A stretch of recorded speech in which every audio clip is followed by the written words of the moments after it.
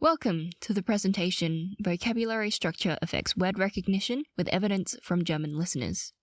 This voice belongs to Jenny, who's going to be presenting, though before we begin, my co-authors Rob and Anne also wanted to pop in and say hello. Hi. Hi. In languages with word stress, such as English, Dutch, German, Spanish, stressed syllables tend to be longer, louder, and show greater pitch movement than unstressed syllables. Priming and eye-tracking studies have shown that these acoustic differences can facilitate word recognition by helping listeners distinguish between words more rapidly. However, while these same stress cues, such as loudness and so on, appear across multiple languages, evidence suggests that listeners of different languages rely on them to a different extent. Namely, the pattern of results across languages suggests that English listeners aren't affected by stress cues to the same extent compared to, say, Spanish and Dutch listeners. What's more, Cooper and colleagues tested Dutch and English listeners on an English word identification task.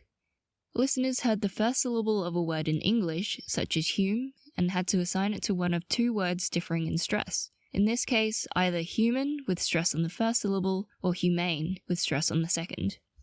While English listeners could successfully identify the correct source word when presented with a stressed syllable such as hume for human, they failed when the syllable fragment was not stressed, as for hume for humane, suggesting they had trouble making judgments based on stress unless cues were particularly salient. On the other hand, Dutch listeners who completed this task in their non-native language performed well in both conditions, even outperforming native English listeners overall. But considering that languages like English and Dutch are closely related, and stress is realized in a similar way, why do we find these differences? Vocabulary structure has been put forward as one explanation. Since words can only be made up of a limited set of phonemes, words will inevitably overlap or be embedded within longer words, such as cat and cattle. But as the similarity between words increases, word recognition also becomes harder since more potential words may be activated simultaneously.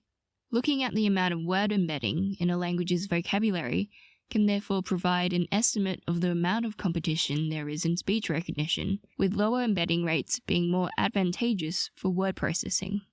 These statistics show that the number of embeddings, and therefore competition, is higher in Spanish and Dutch than in English, and stress information also reduces embeddings in these languages more. For example, in Dutch, words contain on average 1.5 embedded other words if stress is ignored. Stress information, however, cuts this by more than half. For Spanish, potential competition is even greater, and the reduction is more drastic. In contrast, embedding in English is comparatively low, whether stress is considered or not. This is in part due to vowel reduction. In English, stressed syllables have a full vowel, while in unstressed syllables, this vowel is generally reduced to, say, a schwa. Vowels in stressed syllables can't be reduced, and unstressed syllables with a full vowel are rare. Therefore, words in English that contrast in stress usually already differ phonemically, so that paying attention to stress cues offers largely redundant information, as seen by the embedding statistics. While Dutch and German also have vowel reduction, the relationship between vowel reduction and stress is less predictive than in English. In general then, attending to stress cues therefore seems to provide more benefit to listeners in languages like Dutch and Spanish than in English. German, although closely related to English and Dutch, has so far been an interesting case. Embedding statistics in German are virtually identical to Dutch, which suggests that German listeners should also benefit from stress cues to a similar degree.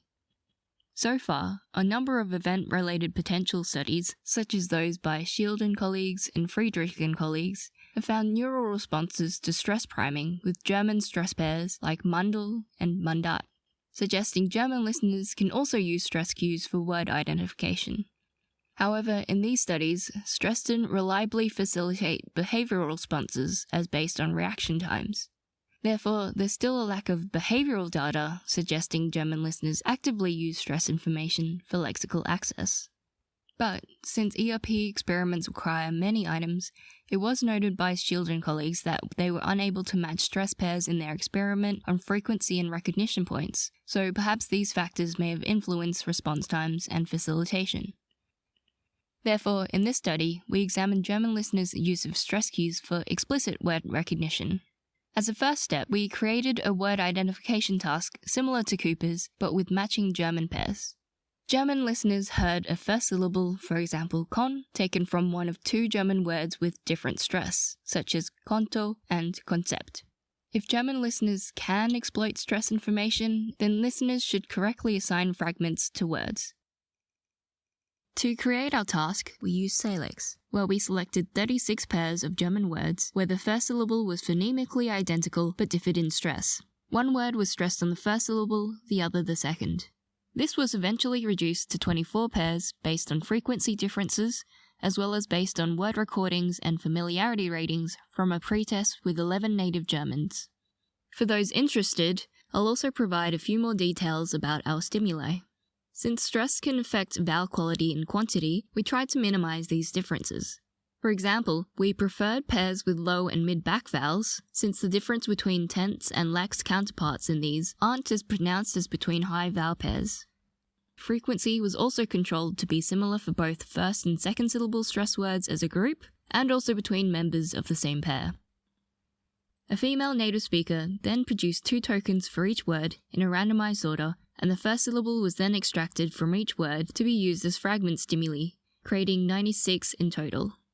An acoustic analysis of the syllable stimuli also validated the claim that our stress syllable stimuli were longer, louder, had higher pitch, and were more variable in F0 than the syllable stimuli without stress.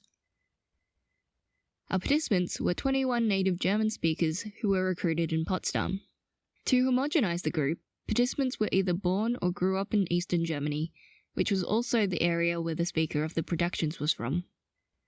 The task itself was an online forced choice word identification task which lasted around 10 minutes. Specifically, each trial began with new trial on screen for half a second. Participants then heard a syllable fragment over headphones. Immediately after, a word pair was presented on screen, and participants had to select which word they thought the fragment came from, using the left and right shift key buttons. A new trial began immediately after a response, or after 5 seconds of no response. A couple of extra things to note. To control for word position, each fragment occurred twice, so that for one presentation, the correct response was the left word of the pair, and for the other, the presentation the right word, making 192 trials in total.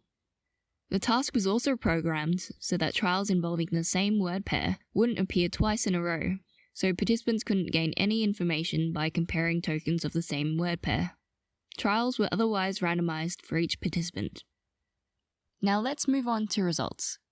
To recap, if our German listeners were able to exploit stress information from the syllable fragments, then listeners should have chosen the correct word at an above chance level.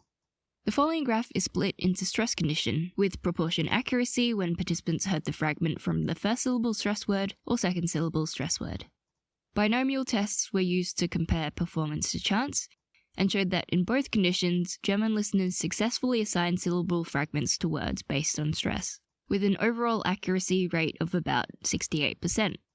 Listeners were more accurate with stress fragments coming from first syllable stress words than unstressed fragments coming from second syllable stress words, but this wasn't unexpected as these were more acoustically salient.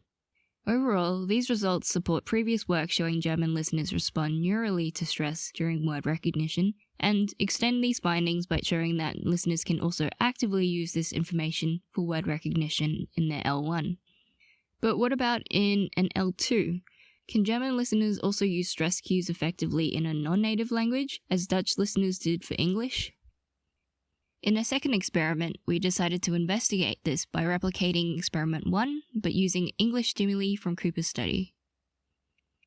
We again recruited our German participants in Potsdam, and these participants were proficient in English as based on a Lextel task. In addition, for comparison, we also tested 21 native English listeners who were recruited in Sydney. And, besides using English words instead of German for the task, the procedure was otherwise the same as experiment 1. Results in the graph are again split by stress condition, as well as by language group. Starting with stress syllables, i.e. syllables from the first syllable stress words, we can see that German listeners performed above chance, with a similar success rate to English listeners. For unstressed syllable fragments from the second syllable stress words, accuracy was again significantly lower than the stressed syllables, but also above chance level. This indicates that German listeners were sensitive enough to stress cues, even in a non-native language, to be able to exploit them for word identification. On the other hand, if we look at the accuracy rate of English listeners, they again performed at chance for unstressed fragments, replicating Cooper's finding. Overall, we found that German listeners were successful at using stress cues to identify words in both German and English. This suggests that German listeners not only exploit stress information for word identification in their native language, but can also use similar cues to help in a non-native language, even at a similar level to native English speakers. These findings are also consistent with predictions from word statistics and support the idea that listeners' use of stress information is molded by their language structure. Vocabulary analyses demonstrate that potential word competition is high in German, and stress information decreases this word activation by more than half. Consequently, German listeners are trained by their vocabulary to attune to stress cues for significant help with interword competition. This also explains why non-native listeners can succeed in an English word task when native English listeners repeatedly fail in the same task. In English, there's simply less incentive to attend to stress information, as words that contrast in stress almost always differ segmentally. For non-native listeners, who are generally at a disadvantage in comparison to native listeners, these results provide an interesting possibility.